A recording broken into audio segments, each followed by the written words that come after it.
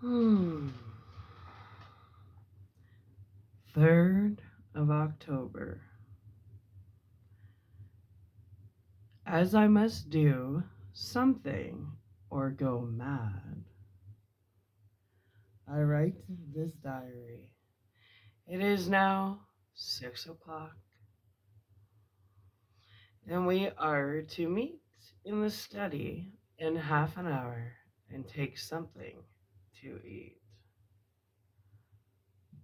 For Dr. Van Helsing and Dr. Seward are agreed that if we do not eat, we cannot work our best. Our best will be, God knows, required today. I must keep writing at every chance, for I dare not stop to think. All, big and little, must go down, perhaps, at the end.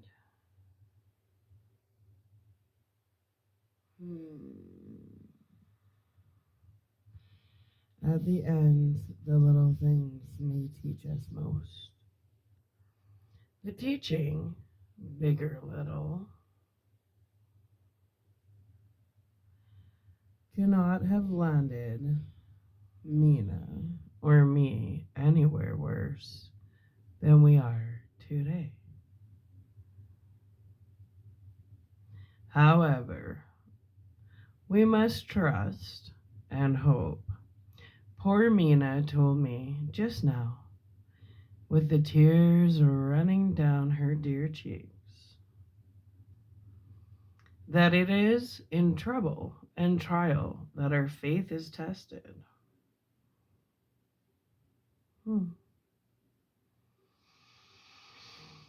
That we must keep on trusting and that God will aid us up to the end. The end. Oh my God, what end? To work, to work. When Dr. Van Helsing and Dr. Seward had come back from seeing poor Reinfeldt, we went gravely into what was to be done. First, and Dr. Seward told us that when he and Dr. Van Helsing had gone down to the room below, they had found Reinfeldt lying on the floor, all in a heap. His face was all bruised and crushed in.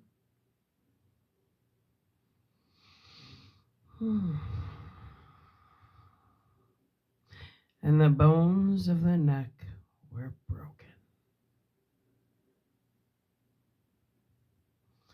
Dr. Seward asked the attendant who was on duty in the passage if he had heard anything. He said that he had been sitting down. He confessed to half dozing when he had heard loud voices in the room. He found him lying on the floor face down, just as the doctors had seen him. Van Helsing asked if he had heard voices or a voice, and he said he could not say. That at first it had seemed to him as if there were two, but as there was no one in the room, it could have been only one. He could swear to it, if required, that the word God was spoken by the patient. Dr. Seward said to us when we were alone that he did not wish to go into the matter.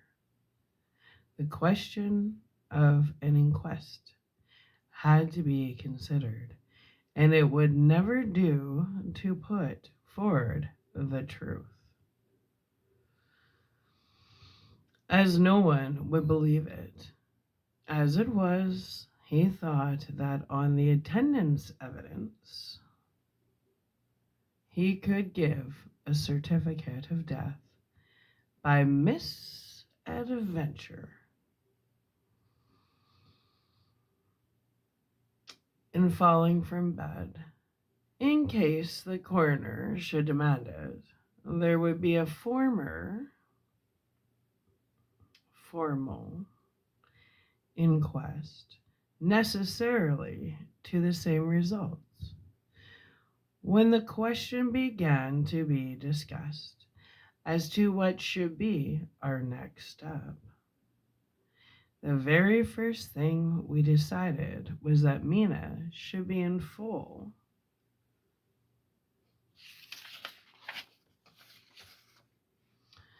confidence. That nothing of any sort, no matter how painful, should be kept from her. She herself agreed as to its wisdom and was pitiful to see her so brave and yet so sorrowful, and in such a depth of despair. There must be no more concealment, she said. A lie. We have had too much already. And besides, there's nothing in all the world that can give me more pain than I have already endured. Right? Then I suffer now, whatever may happen.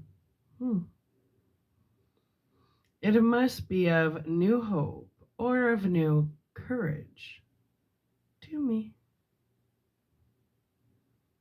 Van Helsing was looking at her fixedly as she spoke, and said suddenly but quietly, "But dear Madame Mina, are you not afraid, not for yourself,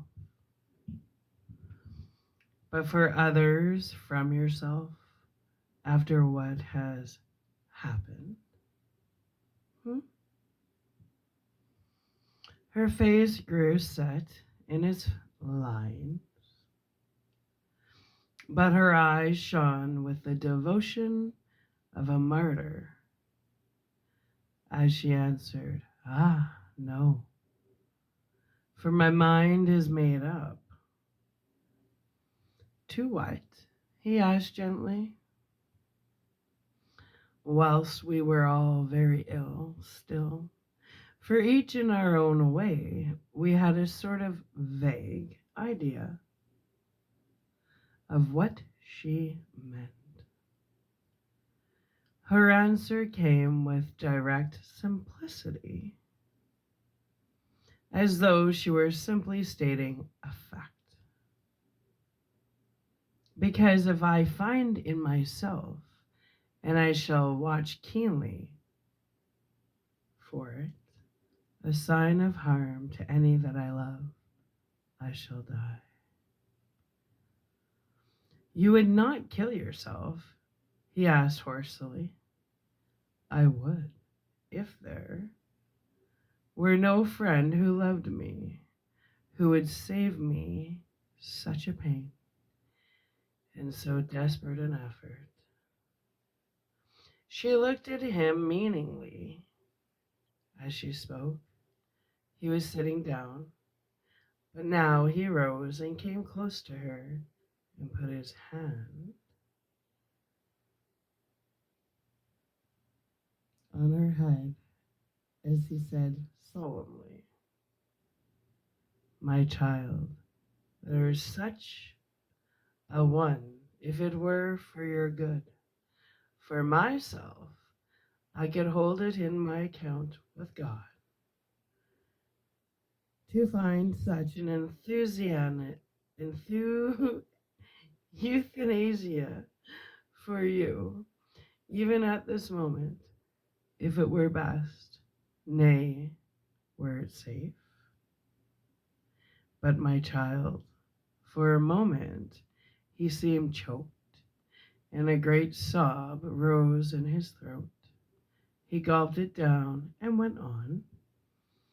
There are here some who would stand between you and death. You must not die.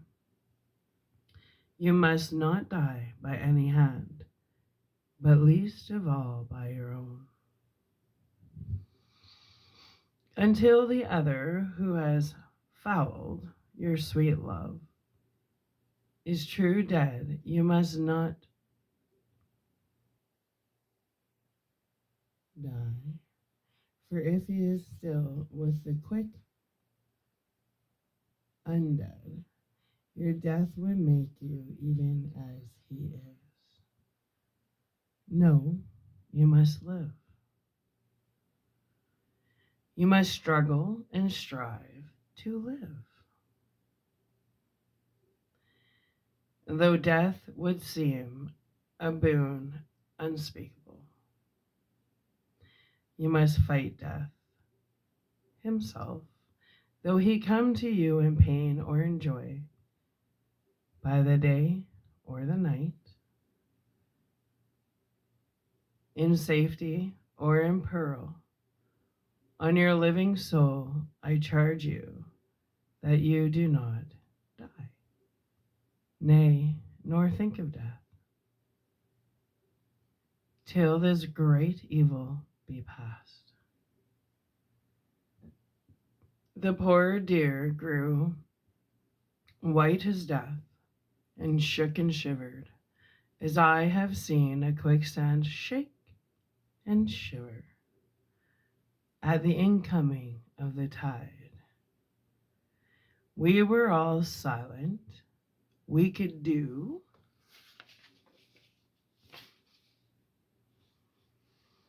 nothing.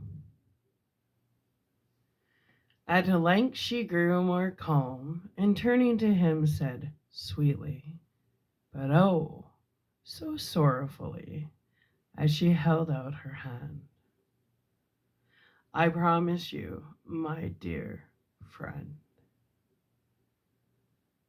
that if God will let me live, I shall strive to do so, till, if it may be in his good time, this horror may have passed away from me. She was so good and brave that we all felt that our hearts were strengthened to work and endure for her, and we began to discuss what we were to do. I told her that she was to have all the papers in the safe, and all the papers or diaries and phonographs we might hereafter use, and she was to keep the record as she had done before. She was pleased with the prospect of anything to do, if pleased could be used in connection with no grim and interest. As usual, Van Helsing had thought ahead of everyone else and was prepared with an exact ordering of our work. It is perhaps well, he said, that our meeting after our visit to Carfax, we decided not to do anything with the earth boxes that lay there. Had we done so, the Count must have guessed our purpose, and would doubtless have taken measures in advance to frustrate such an effort with regard to the others. But now he does not know our intentions. Nay, more, in all probability, he does not know that such a power exists.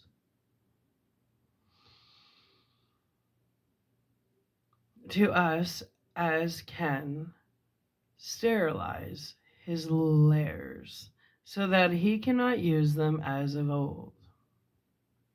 We are now so much further advanced in our knowledge as to their disposition, that when we have examined the house in Piccadilly, we may track the very last of them. Today, then, is ours, and in it rests our hope. The sun that rose on our sorrow this morning guards us in its course. Until it sets tonight, the monster must retain whatever form he now has. He is confined within the limitations of his earthly envelope. He cannot melt into thin air nor disappear through cracks or chinks or crannies. If he go through a doorway, he must open the door like a mortal.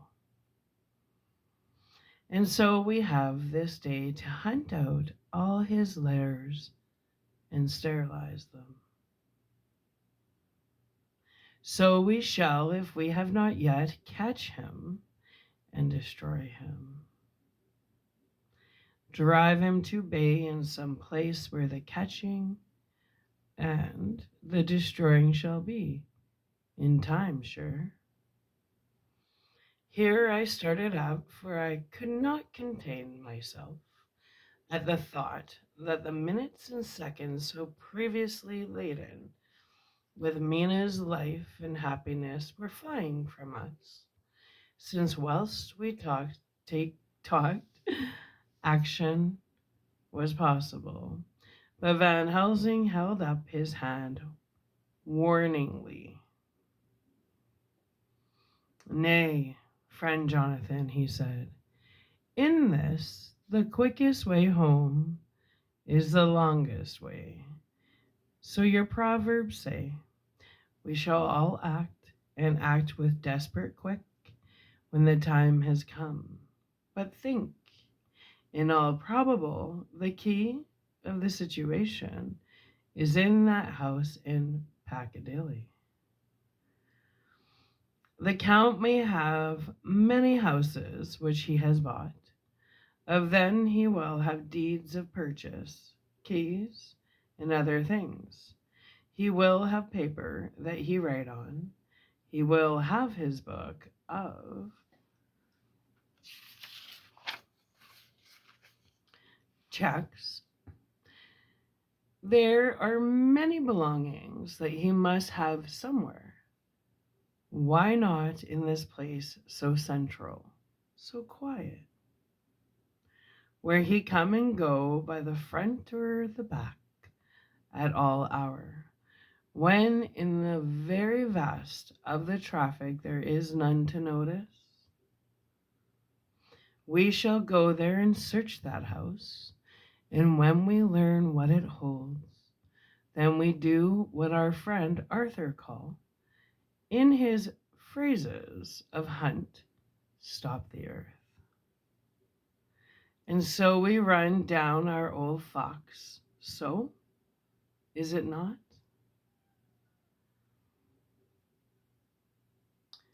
Then let us come at once, I cried. We are wasting the precious, precious time. The professor did not move, but simply said, and how are we to get into that house in Piccadilly?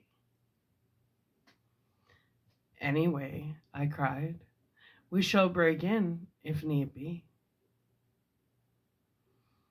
And your police? Where will they be? And what will they say? I was staggered. But I knew that if he wished to delay, he had a good reason for it.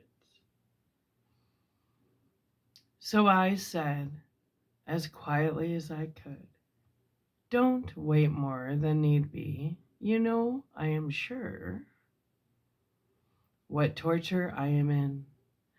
Ah, my child, that I do. And indeed, there is no wish of me to add to your anguish. But just think, what can we do until all the world be at movement? Then will come our time. I have thought and thought, and it seems to me that the simplest way is the best of all. Now we wish to get into the house, but we have no key. Is it not so? I nodded. Now suppose that you were, in truth, the owner of that house, and could not still get in, and think there was to you no conscience of the housebreaker, what would you do? I should get a respectable locksmith and set him to work to pick the lock for me. And your police? They would interfere, would they not? Oh no, not if they knew the man was properly employed. Then he looked at me keenly, as he spoke. All that is in doubt is the conscience of the employer and the belief of your policeman as to whether or no that employer has a good conscience or a bad one. Your police must indeed be zealous men and clever, oh, so clever, in reading the hearts, and they trouble themselves in such matter. No, no, my friend Jonathan. You go take the lock off 100 empty houses in this your London, or of any city in the world. And if you do it, as such things are rightly done, and at the time such things are rightly done, no one will interfere. I have read of a gentleman who owns so fine house in your London, and when he went for months of summer to Switzerland and lock up his house, some burglar came and broke window at back and got in. Then he went and made open the shutters in front and walk out and in through the door before the very eyes of the police. Then he have an auction in that house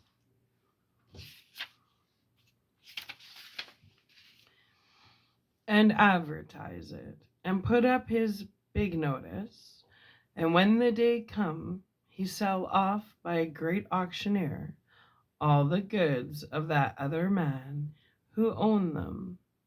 Then he go to a builder and he sell him that house, making an agreement that he pull it down and take all away within a certain time. And your police and other authority help him all they can.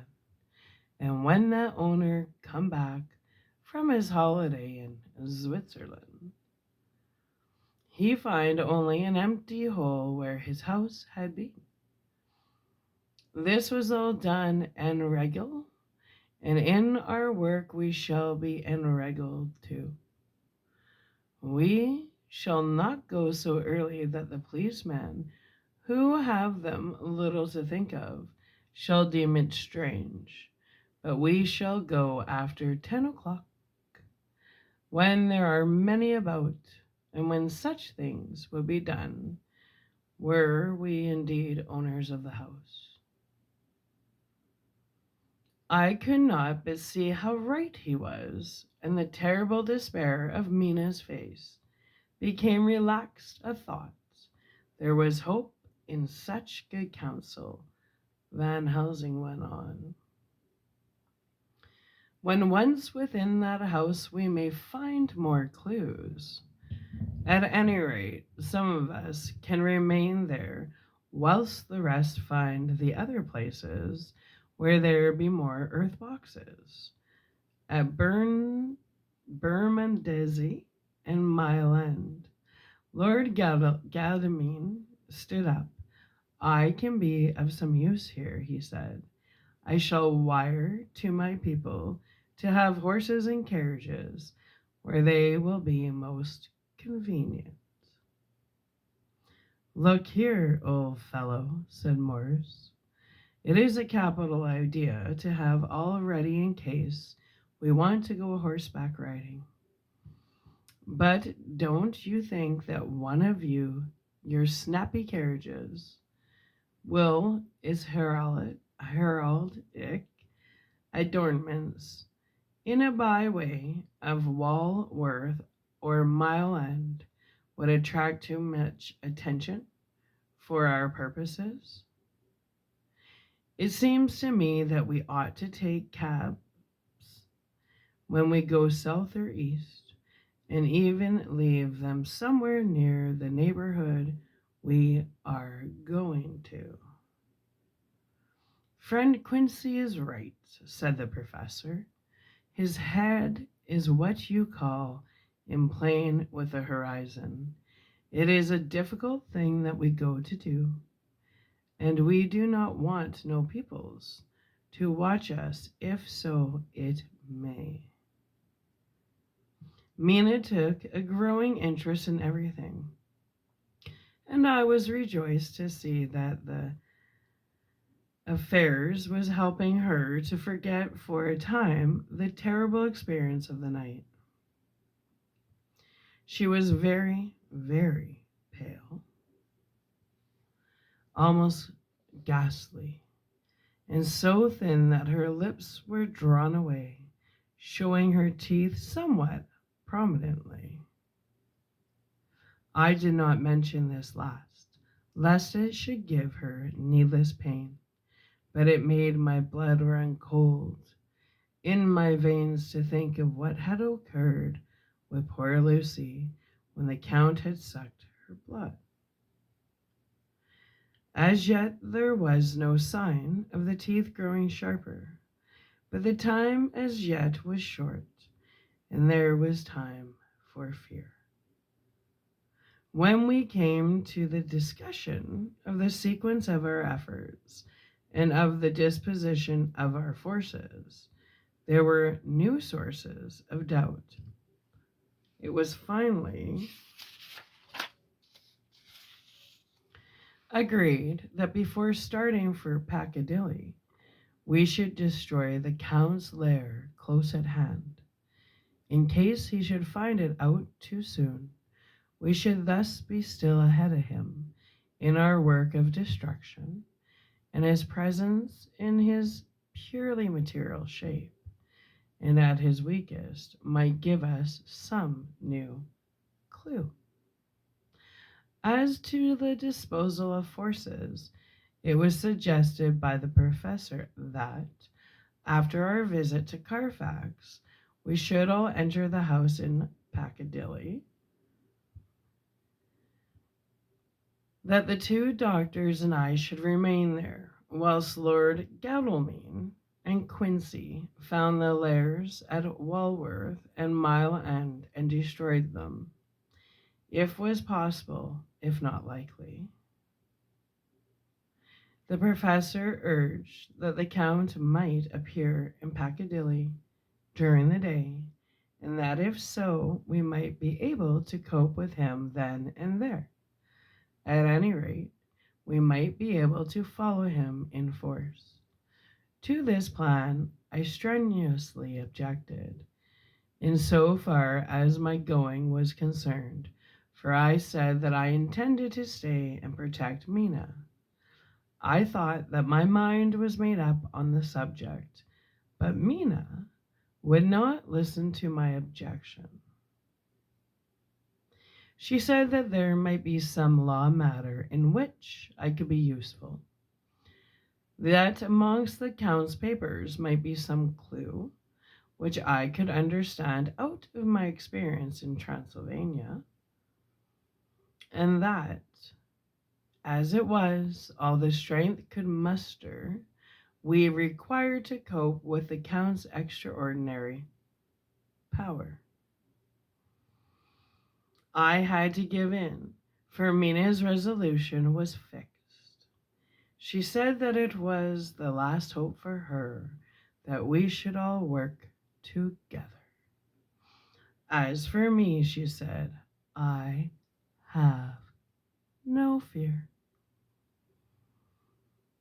Things have been as bad as they can be, and whatever may happen must have in it some element of hope and comfort. Go, my husband. God can, if he wishes it, guard me as well alone as with any present. So I started up, crying out, then in God's name, let us come at once, for we are losing time. The Count may come to Piccadilly earlier than we think. Not so, said Van Helsing, holding up his hand. But why? I asked. Do you forget, he said, with actually a smile, that the last night he banqueted heavily and will sleep late? Did I forget? Shall I ever? Can I ever? Can any of us ever forget that terrible scene? Mina struggled hard to keep her brave continuance, but the pain overmastered her, and she put her hands before her face and shuddered whilst she moaned. Van Helsing had not intended to recall her frightful experience. He had simply lost sight of her and her part in the affair in his intellectual effort. When it struck him what he had said, he was horrified at his thoughtlessness and tried to comfort her. Oh, Madame Mina, he said. Dear, dear Madame Mina, a lie. That I, of all who so reverence you, should have said anything so forgetful. These stupid old lips of mine and this stupid old head do not deserve so. But you will forget it. Will you not? He bent low beside her as he spoke. She took his hands and, looking at him through her tears, said hoarsely, no, I shall not forget, for it is well that I remember, and with it I have so much a memory of you that is sweet, that I take it all together. Now, you must all be going soon. Breakfast is ready, and we must all eat that we may be strong. Breakfast was a strange meal to us all. We tried to be cheerful and encourage each other, and Mina was the brightest and most cheerful of us. When it was over, Van Helsing stood up and said, now, my dear friends, we go forth to our terrible enterprise, and we are armed, and we were on that night when first we visited our enemy's lair, armed against ghostly as well as carnal attack, we all assured him. Then it is well. Now, Madam Mina, you are in any case quite safe here until the sun sets, and before then we shall return, if we shall. return. But before we go, let me see you armed against personal attack.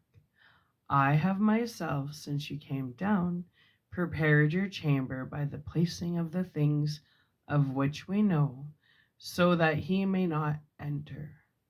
Now let me guard yourself. On your forehead I touch this piece of sacred wafer in the name of the Father, the Son, and there was a fearful scream which almost froze our hearts to hear. As he placed the wafer on Mina's forehead, it had seared it, had burned into the flesh, as though it had been a piece of white hot metal. My poor darling's brain told her the significance of the fact as quickly as her nerves received the pain of it, and the two so overwhelmed her that her overwrought nature had its voice in that dreadful scream. But the words to her thought came quickly. The echo of the scream had not ceased to ring on the air when there came the reaction, and she sank on her knees on the floor in an agony of abasement, pulling her beautiful hair over her face as a leper of old has mantle, she wailed out. Unclean, unclean, even the Almighty shuns my polluted flesh. I must bear this mark of shame upon my forehead until the judgment day. They all paused. I had thrown myself beside her in an agony of helpless grief, and putting my arms around, held her tight. For a moment, our sorrow hearts beat together, whilst the friends around us turned away their eyes that ran tears silently. Then Van Helsing turned and said gravely, so gravely that I could not help feeling that he was in some way inspired and was stating things outside himself. It may be that you may have to bear that mark till God himself see fit, as he most surely shall, on the judgment day, to redress all wrongs of the earth and of his children that he has placed thereon. And oh,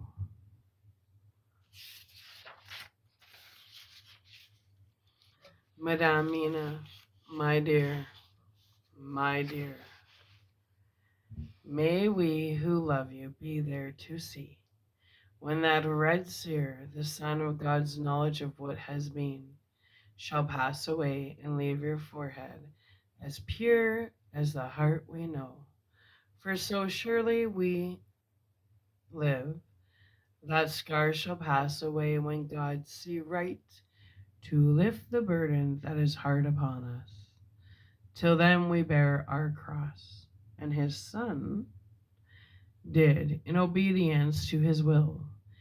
It may be that we are chosen instruments of his good pleasure, and that we assent to his bidding, as that other through stripes and shame, through tears and blood, through doubts and fears, and all that makes the difference between God and man.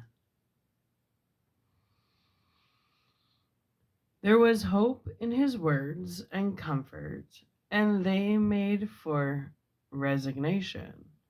Mina and I both felt so, and simultaneously we each took one of the old man's hands and bent over and kissed it. Then, without a word, we all knelt down together, and, all holding hands, swore to be to each other. We men pledged ourselves to raise the veil of sorrow from the head of her whom, each in his own way, we loved, and we prayed for help and guidance in the terrible task which lay before us. It was then time to start, so I said farewell to Mina, a parting which neither of us shall forget to our dying day, and we set out.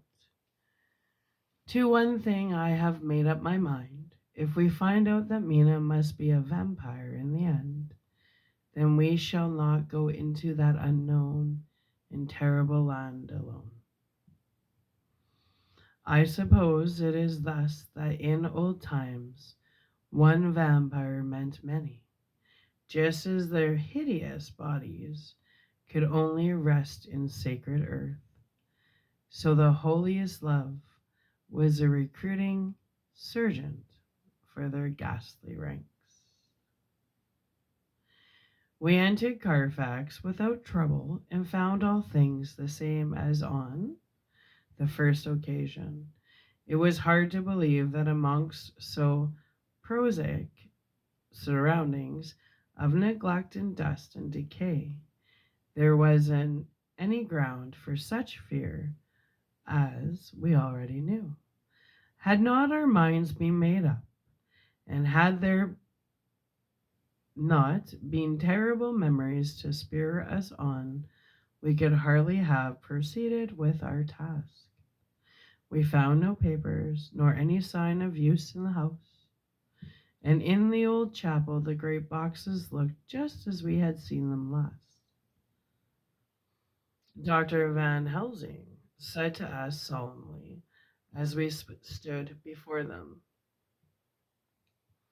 "And now, my friends, we have a duty here to do. We must sterilize this earth, so sacred of holy memories, that he has brought from a far distant land for such fell use. He has chosen this earth because it has been holy. Thus we defeat him with his own weapon, for we make it more holy still.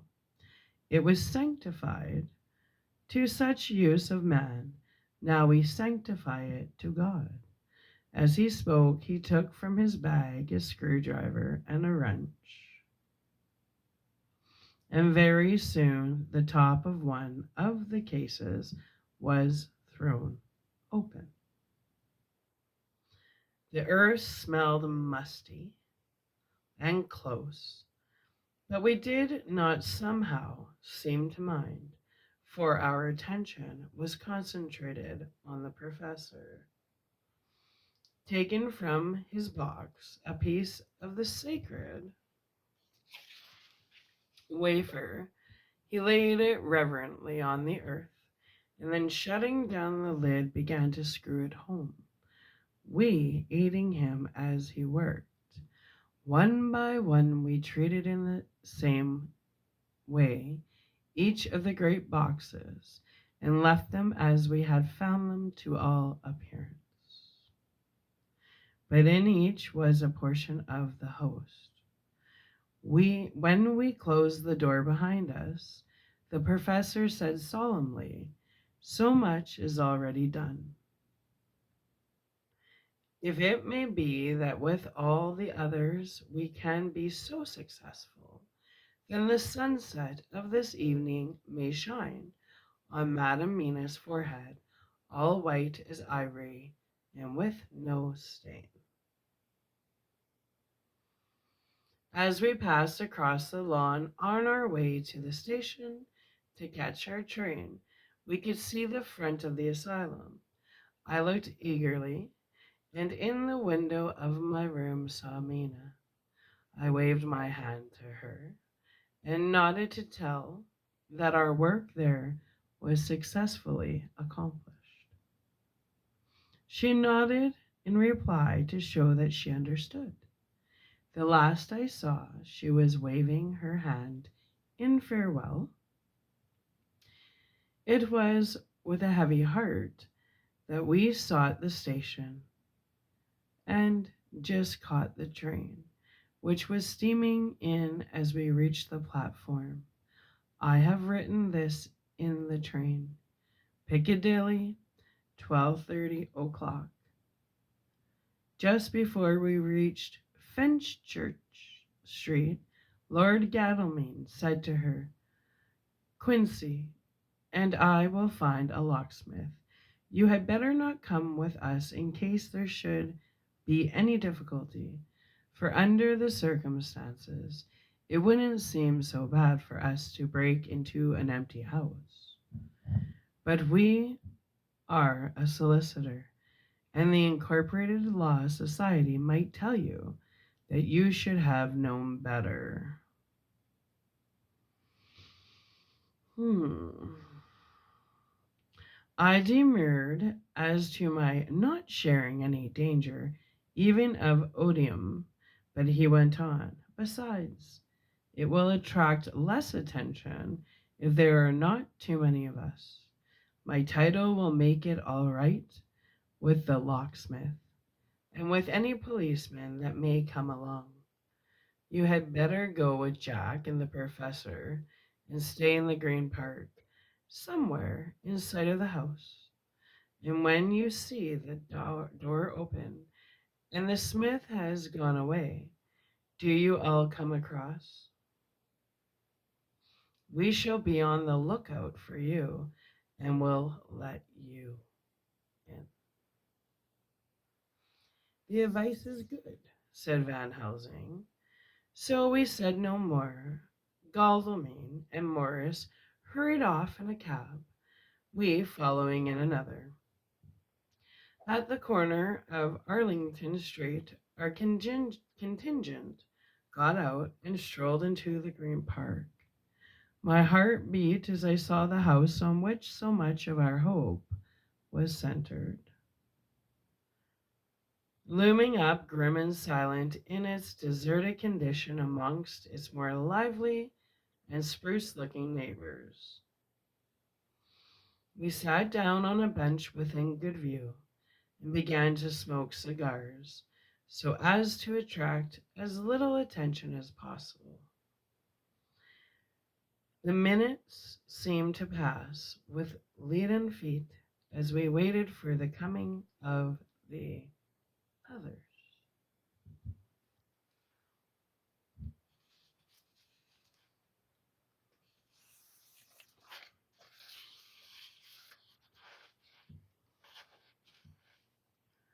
At length we saw four-wheeler drove up.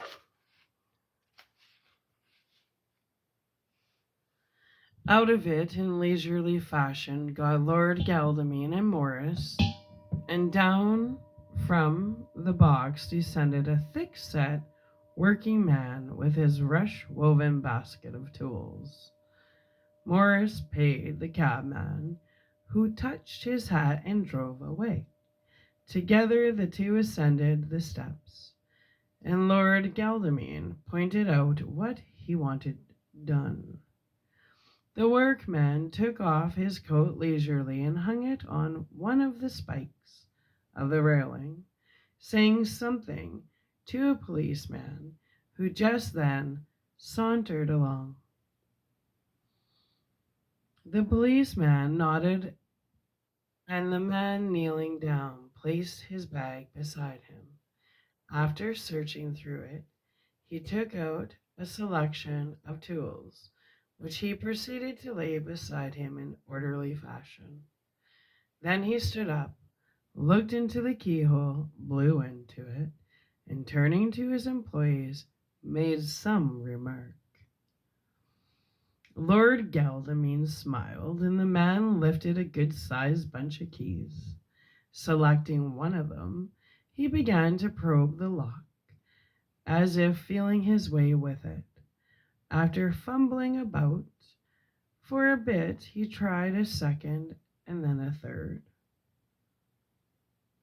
All at once the door opened under a slight push from him, and he and the two others entered the hall.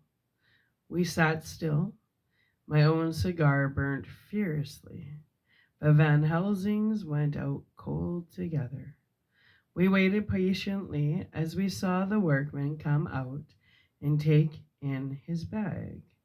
Then he held the door partially opened, steadying it with his knees, whilst he fitted a key to the lock.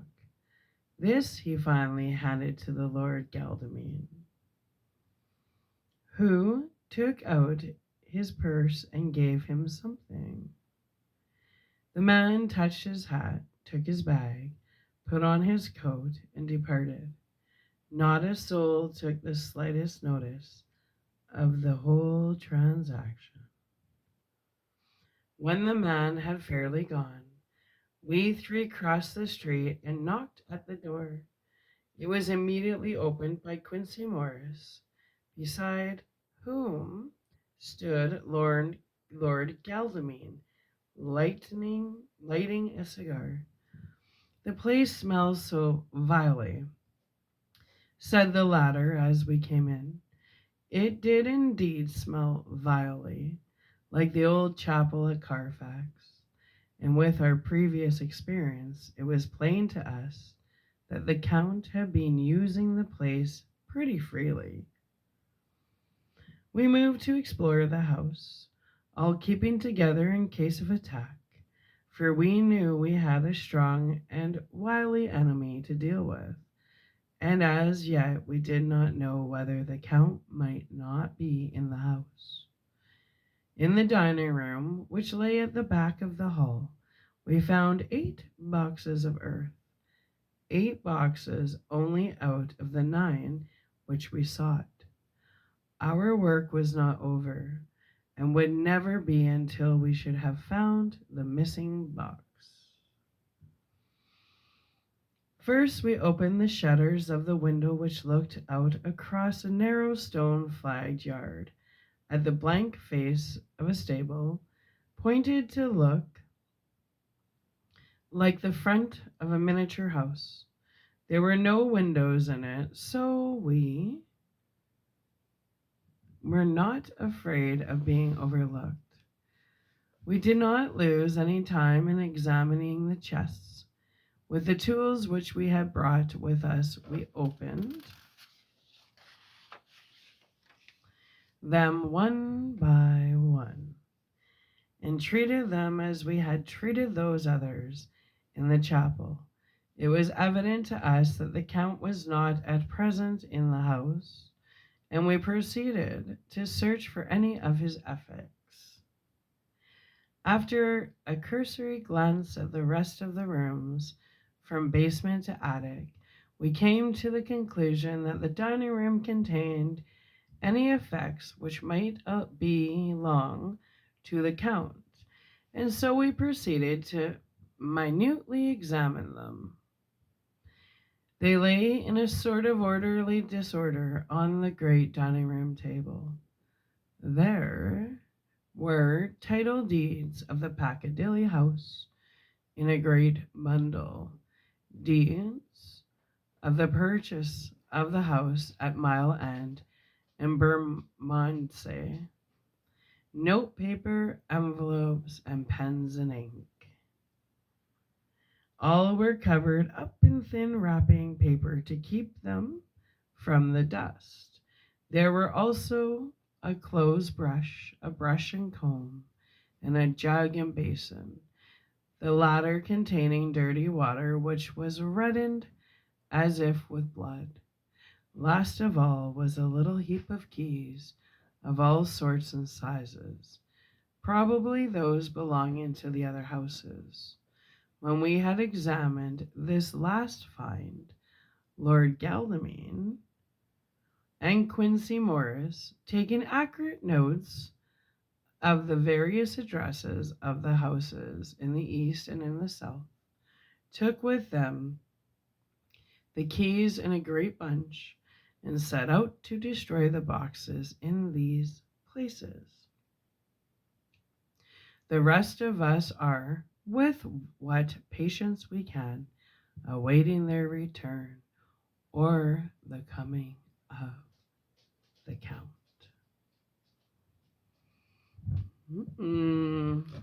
Getting good.